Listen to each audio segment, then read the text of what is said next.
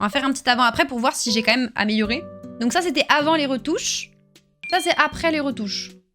Voilà. Annetri nous a dit: j'ai fait ce fanart de Mao Mao des canets de l'apothicaire, mais j'aurais aimé avoir des conseils sur comment bien choisir les couleurs et surtout dans ce cas, comment faire une ambiance de nuit. Bon, déjà, la vraie technique, si vous voulez faire un personnage de nuit, il faut pas commencer à le faire avec des couleurs neutres. Il vaut mieux prendre une ref et essayer de comprendre quelle teinte prend la peau la nuit, quelle teinte prennent les cheveux la nuit, mais c'est pas évident. Alors, on va utiliser les calques, ça va être la technique simple.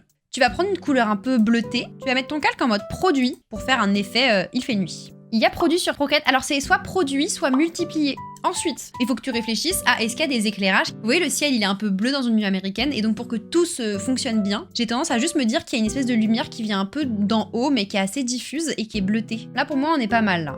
Maintenant, pour le mode nuit aussi, j'ai tendance à mettre ce qu'on appelle une vignette, c'est-à-dire foncer les contours de l'écran, et quand on est sur une image de nuit, j'ai tendance à le renforcer encore plus cette vignette.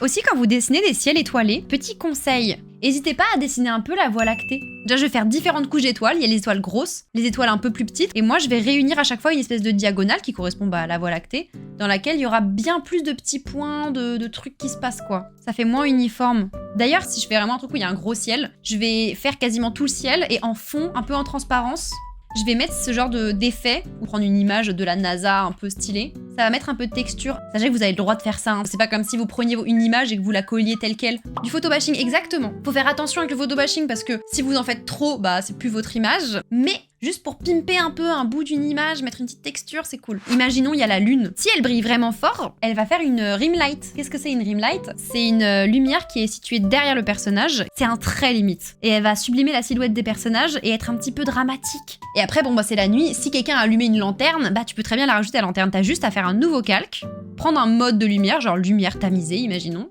mettre une lumière jaune, et là tu vas rajouter ta petite lumière, et tu vois, hop, t'as juste à revenir sur tes dessins maintenant, et plus tu mettras de sources lumineuses, enfin plus, quand même pas plus, mais si tu mets au moins 2 directions de sources lumineuses, on va bien sentir le volume. En général, en lumière, on va faire une lumière qui vient d'en haut, et une lumière qui vient un peu d'en bas.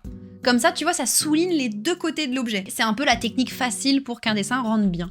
Donc retiens bien, aplat de base, calque en mode produit de la couleur de ta nuit, donc souvent bleu, et ensuite tu rajoutes des calques par-dessus, un qui donne une impression qu'il y a une ambiance, une lumière bleutée du ciel, une rim light, ça peut être joli, mais ça peut être n'importe quelle lumière, et là tu mets juste toutes les lumières que tu veux. Et si tu veux beaucoup de volume, tu mets des lumières qui sont opposées, et si tu peux, tu mets des couleurs aussi opposées.